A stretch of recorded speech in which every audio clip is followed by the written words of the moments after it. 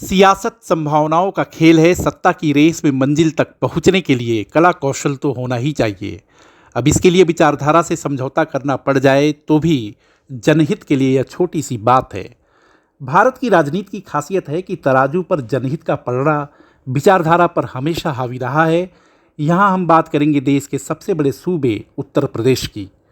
वैसे तो यहाँ पर विधानसभा का चुनाव 2027 में होना है, लेकिन उससे पहले 10 विधानसभा सीटों पर उपचुनाव भी होने हैं।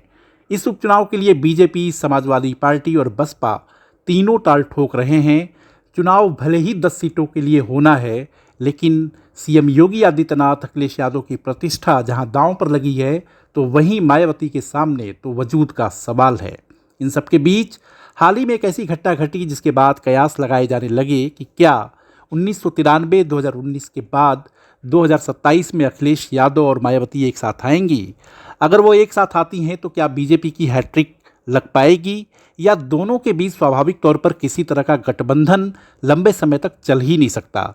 हालांकि उससे पहले हम ये बताएंगे कि वो कौन सी घटना है जिसके बाद अखिलेश यादव मायावती के समर्थन में उतर पड़े, तो मायावती ने भी निराश नहीं किया। सपा के राष्ट्रीय अध्यक्ष का आभार जताया और कम से कम पिछले 10 साल में पहली बार मायावती ने बीजेपी पर भी निशाना साधा। लेकिन पहले उस घटना के बारे में जानिए। मथुरा के मांड से विधायक राजेश चौधरी ने एक टीवी चैनल की डिबेट में कहा था कि मायावती को पहली बार मुख्यमंत्री हमने बनाया, लेकिन वह हमारी भूल थी। उन्होंने कहा कि मायावती यूपी की सबसे भ्रष्ट मुख्यमंत्री रही हैं। चैनल पर एंकर ने यह भी कहा कि आप किसी इमोशन में आकर के या भावना में आकर तो यह बात नहीं कर रहे या कह रहे हैं। चाहे तो आप अपनी बात को वापस ले सकते हैं। लेकिन चौधरी अपने बयान पर टिके रहे और कहा कि ये तो अकाट्य सत्य है कि सबसे ज़्यादा भ्रष्टाचार मायावती सरकार में ही हुआ था। अब इस विषय पर पहली प्रतिक्रिया अखिलेश यादव की तरफ से आई। उन्होंने अपनी पोस्ट में लिखा कि पूर्व मुख्यमंत्री के प्रति कहे गए अभद्र शब्द यह दर्शाते हैं कि भाजपाइयों के मन में महिलाओं और खासतौर से वंचित शोषित समाज से आने वालों के प्रति कितनी कटुता है, नाराजगी है, बैर है।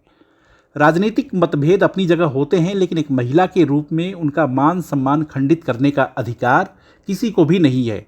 मायावती ने भी अखिलेश का आभार ट्विटर पर जताते हुए, यानी कि अब एक्स पर जताते हुए कहा और लिखा भी कि सपा मुखिया ने मथुरा जिले के एक भाजपा विधायक को उनके गलत आरोपों का जवाब देकर बीएसपी प्रमुख के ईमानदार होने के बारे में सच्चाई को माना है और इसके लिए उनकी पार्टी आभारी है।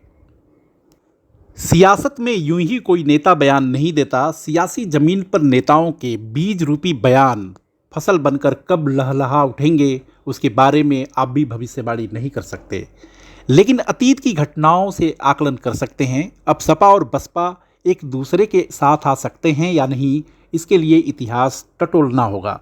साल 1993 में मुलायम सिंह और मायावती के बीच गठबंधन हुआ और उसका असर यह हुआ कि कमंडल के नाम पर राजनीति कर सत्ता का स्वाद चख चुकी बीजेपी को करारी शिकस्त का सामना करना पड़ा था।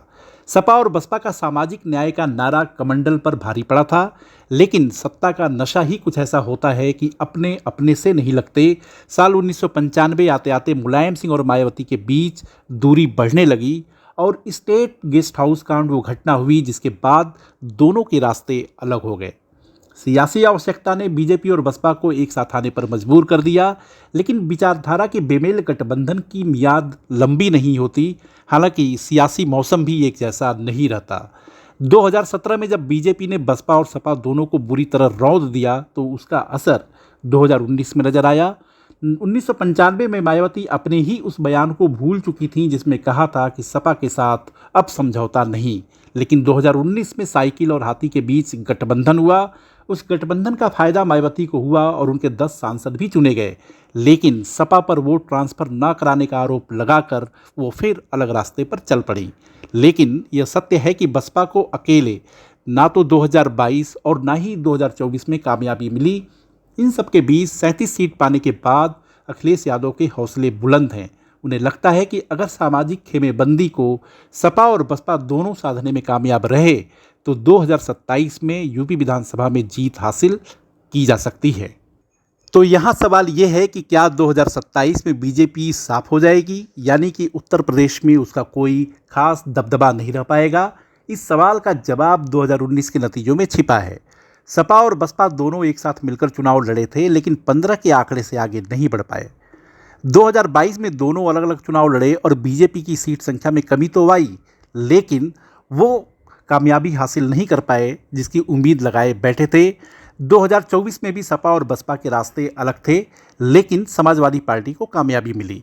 इस सवाल के जवाब में सियासी पंडित कुछ इस तरह से जवाब भी देते हैं कि आप इस सच्चाई से तो इनकार कर ही नहीं सकते कि सामाजिक गोलबंदी जितनी मजबूत होगी, उत्तर प्रदेश में बीजेपी की राह आसान नहीं रहने वाली है।